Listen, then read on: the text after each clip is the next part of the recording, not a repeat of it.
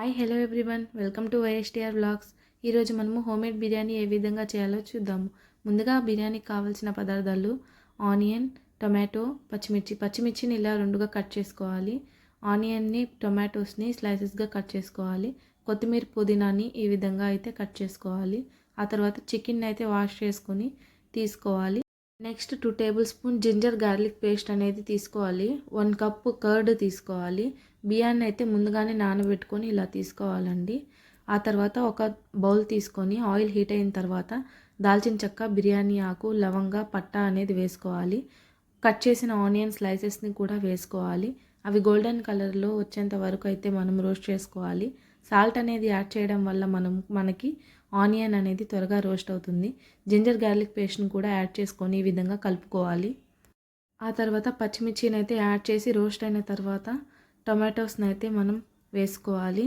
Tomatoes అనేవి బాగా roast అయ్యేంత వరకు మనము సిమ్లో అయితే పెట్టుకోవాలి.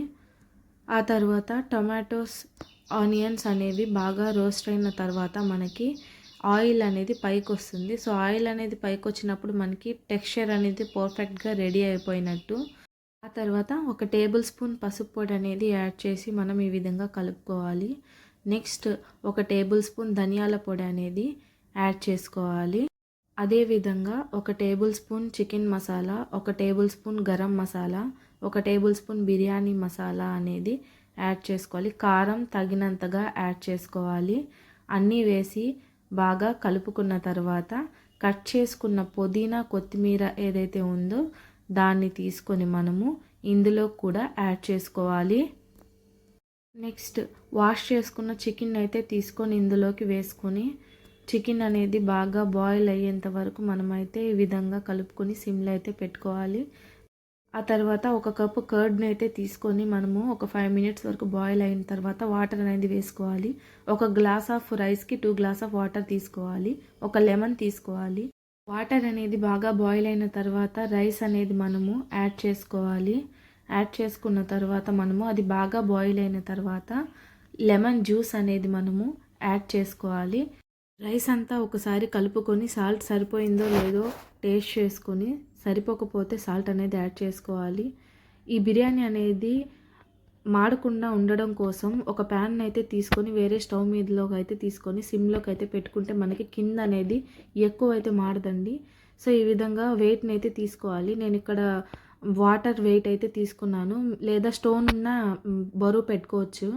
సో లాస్ట్గా 2 టేబుల్ స్పూన్ ఆఫ్ ఘీ అనేది యాడ్ చేశాను. ఈ ఘీ అనేది హోమ్మేడ్ ఘీ అండి, నేను ప్రిపేర్ చేసిందే. మీకు గనక ఏ విధంగా చేసుకోవాలో చూడాలని ఉంటే లింక్ అనేది డిస్క్రిప్షన్లో ఇస్తున్నాను, చూడండి. సో బిర్యానీ అనేది పర్ఫెక్ట్గా రెడీ అయిపోయింది. ఒక బౌల్లోకి అనేది సర్వ్ చేశాను.